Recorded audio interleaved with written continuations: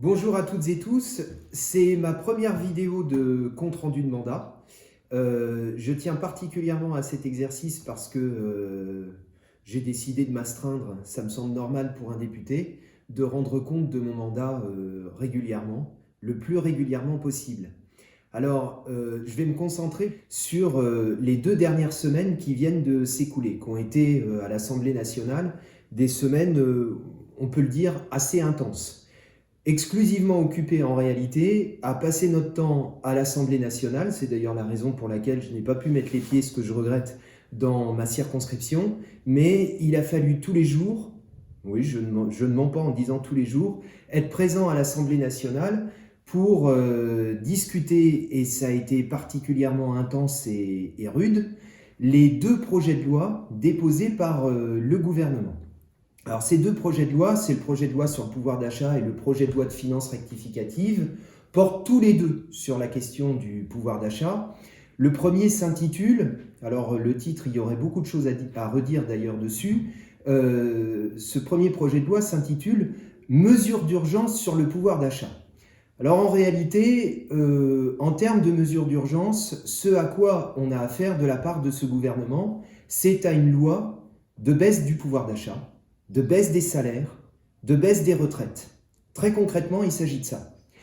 Tout d'abord parce que le gouvernement a décidé, pour lutter soi-disant pour le pouvoir d'achat, de mettre en place des primes. Alors on va être clair tout de suite. Les primes, ça concerne certaines personnes, certains salariés, mais pas le plus grand nombre, pas la plupart des autres. Les primes envisagées dans ce projet de loi pouvoir d'achat s'inscrivent dans la continuité de la prime Macron qui a été instaurée en 2018. Et les chiffres sont sans appel. La prime Macron versée en 2018, sur les 25 millions de salariés que compte ce pays, n'en a concerné en réalité que 4 millions. Et ces primes, elles viennent se substituer en réalité à l'augmentation des salaires.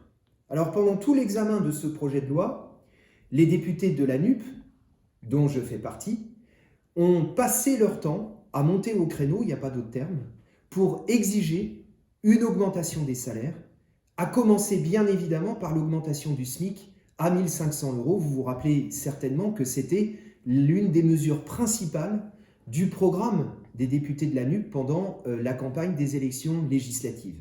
Et cette mesure, bien évidemment, nous continuons à la porter.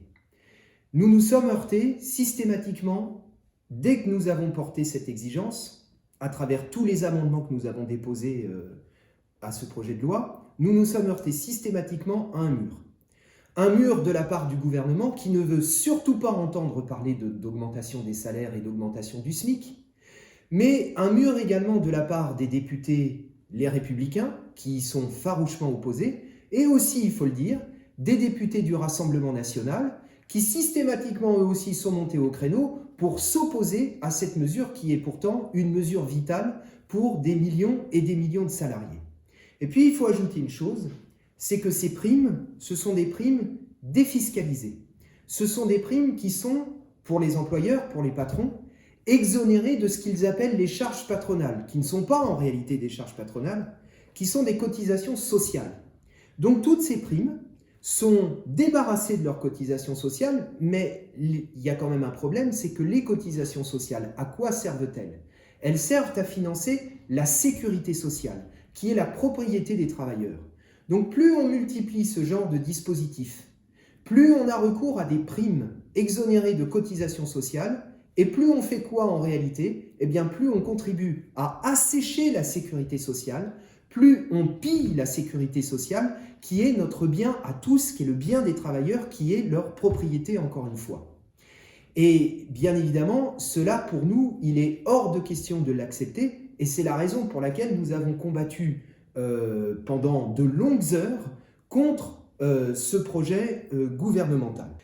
Et il y a un fait, à mon avis, qui résume tout, qui concentre la nature des 2 lois que nous avons discutées ces 2 dernières semaines et dont la discussion se poursuit pendant cette première semaine d'août. Mardi dernier, un amendement a été voté malgré l'opposition du gouvernement. Cet amendement, qui a été voté à quelques voix près, prévoyait quoi? Il prévoyait l'augmentation des retraites à la hauteur de l'inflation, la revalorisation des retraites pour permettre que des millions et des millions de retraités ne continuent pas à s'enfoncer du fait de l'envolée des prix et du fait de l'explosion de l'inflation. Cet amendement, dès qu'il a été adopté, a provoqué la colère noire du gouvernement. Pourquoi est-ce que le gouvernement s'est opposé de manière aussi violente et aussi virulente à l'amendement qui avait été pourtant adopté par la majorité des députés de l'Assemblée nationale? Eh bien tout simplement parce que cette mesure qui représente 500 millions dans le budget de l'État, cette mesure ouvrait une brèche. Parce que tout le monde comprend bien qu'à partir du moment où on obtenait, où on arrachait la revalorisation des retraites à la hauteur de l'augmentation des prix, à la hauteur de l'inflation, c'était un point d'appui également pour l'ensemble des salariés de ce pays, pour tout simplement réclamer, tout simplement exiger la même chose. Alors le gouvernement s'est battu et il a utilisé une ficelle, une de ces ficelles dont la Ve République et dont ses institutions antidémocratiques ont le secret. Il a déposé, il a exigé qu'il soit procédé à la rediscussion de cet amendement à la faveur de ce qu'on appelle une seconde délibération. Et donc en pleine nuit, entre 2h et 4h30 du matin, le gouvernement nous a dit « les députés ont mal voté, le vote doit être refait ». Le gouvernement a passé un accord avec les députés centristes, avec les députés républicains qui avaient voté quelques heures plus tôt cet amendement revalorisant les retraites. Les tractations sont allées bon train et au terme de plusieurs heures de tractation avec les républicains et avec les centristes, eh bien ces deux groupes ont revu leur vote, ils ont passé un accord avec le gouvernement et ils ont décidé d'annuler leur vote de l'après-midi et l'amendement sur les retraites est tombé. Donc, des millions de retraités qui auraient pu voir leur retraite revalorisée à la hauteur de l'inflation ne verront pas cette revalorisation entrer dans les faits. Ça, encore une fois, ça concentre tout le contenu des deux projets de loi examinés en ce moment à l'Assemblée nationale et discutés par les députés. Comme je le disais tout à l'heure, la réalité, le contenu réel de ces deux projets de loi, c'est des projets de loi contre le pouvoir d'achat, contre les salaires, contre les retraites.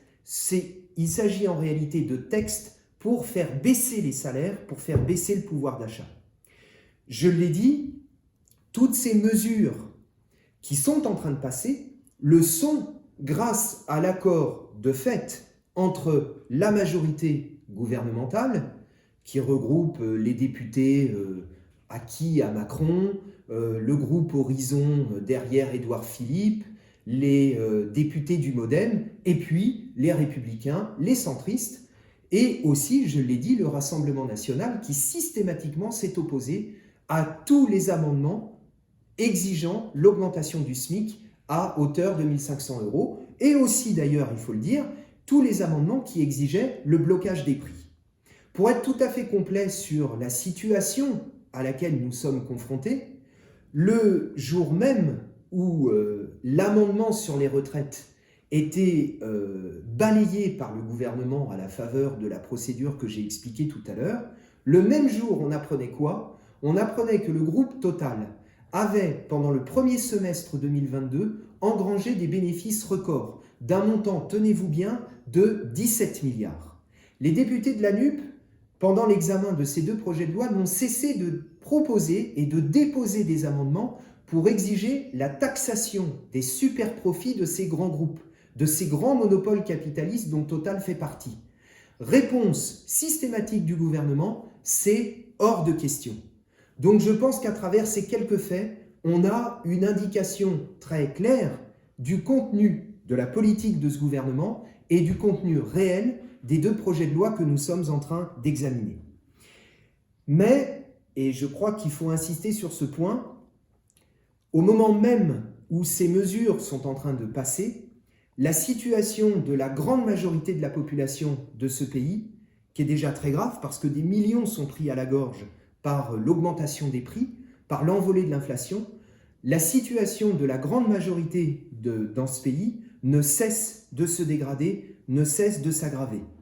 On sait, et ce sont des chiffres officiels puisque ce sont les chiffres publiés par l'INSEE, qu'à la rentrée de septembre, l'inflation devrait atteindre un niveau de 9%. Donc toutes les mesures décidées par le gouvernement de revalorisation à hauteur de 3,5% ou de 4%, des minima sociaux, du SMIC, etc., seront de toute façon engloutis et effacés par l'envolée de l'inflation. Donc la situation de la majorité va continuer à s'aggraver, va continuer à se dégrader. Et j'en veux pour preuve un exemple qui m'a particulièrement sauté à la figure la semaine dernière. Dans le cadre de mon mandat de député, j'ai pris contact et j'ai rencontré les syndicats des personnels soignants de l'hôpital de Montfermeil qui se trouve dans ma circonscription. Ils m'ont accordé une rencontre.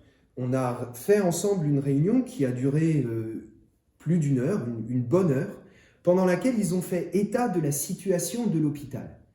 La situation de l'hôpital public, on le sait, est dramatique. À Montfermeil, 100 lits de l'hôpital ont dû être fermés. Pour quelle raison ? Il manque 60 postes d'infirmières. Et de la même manière, le service de psychiatrie ne fonctionne plus. La conséquence concrète, c'est ce que m'ont indiqué ces syndicalistes que j'ai rencontrés lundi dernier.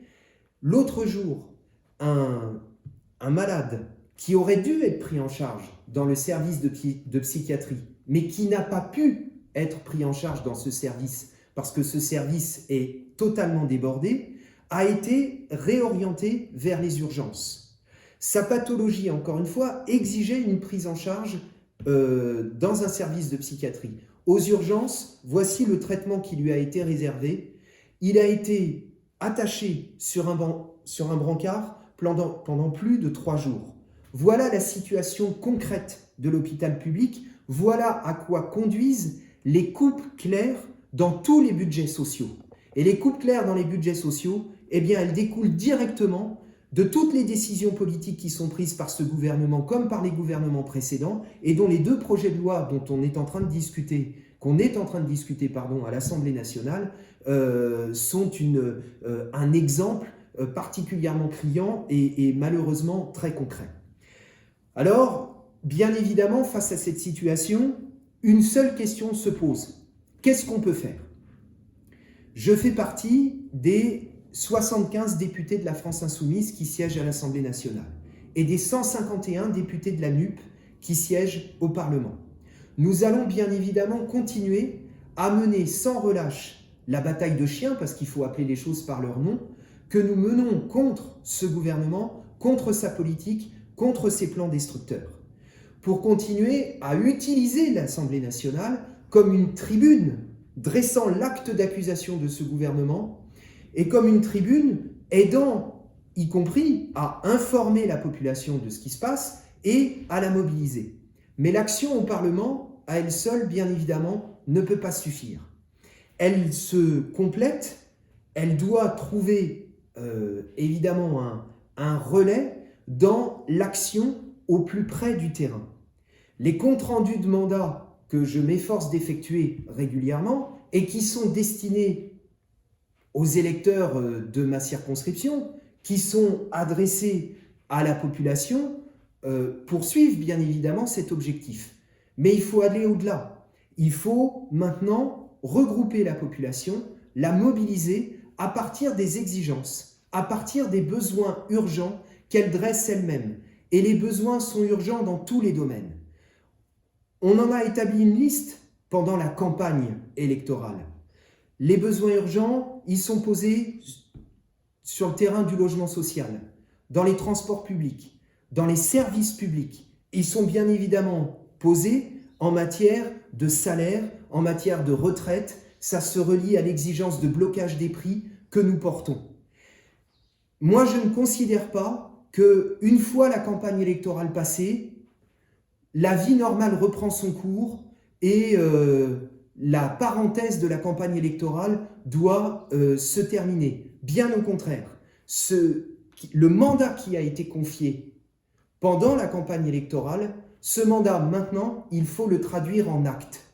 Et donc, comme nous avons commencé à le faire dans la circonscription au début juillet, nous allons, dès début septembre, le reprendre en tenant partout des assemblées de circonscription que l'on veut les plus larges possibles, que nous ouvrons à la population pour, avec elle, dresser la liste de ses besoins urgents, discuter ensemble des initiatives qu'il convient de prendre pour faire aboutir les exigences et les revendications de la plus grande majorité.